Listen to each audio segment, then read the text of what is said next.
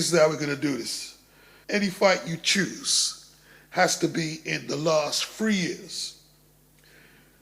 You can add a fight if you think I've missed any that warrants being on the list. And I've took my own personal opinions out and I've just listed it down of what generally has been deemed controversial. And you can list as much fights as you could possibly fit in 500 words. And if that's not enough, just write another comment. If you think it's a bad decision, put BD. If you think it's the worst decision you've ever witnessed, put WD. If you think it's moderately bad, put MD.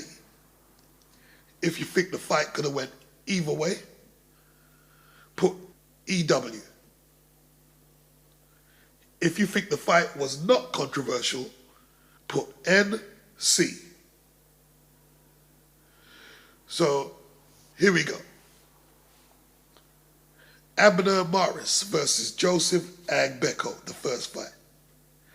Adrian Broner versus Ponce de Leon. Lucas Matisse versus Devin Alexander. Amir Khan versus Lamont Peterson. Whether you want to throw the alleged drugs angle into making your decision, that's entirely up to you.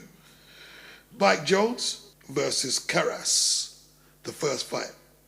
Carl Froch versus Andre Dirrell. David Haye versus Nikolai Valuev. Marco Huck versus Ola Ofalabi. Marco Huck versus Alexander Povetkin. Martin Murray versus Felix Sturm. Matthew Macklin versus Felix Sturm. George Groves versus James DeGale. Manny Pacquiao versus Marquez, the third fight. Gabriel Campillo versus Tavoris Cloud.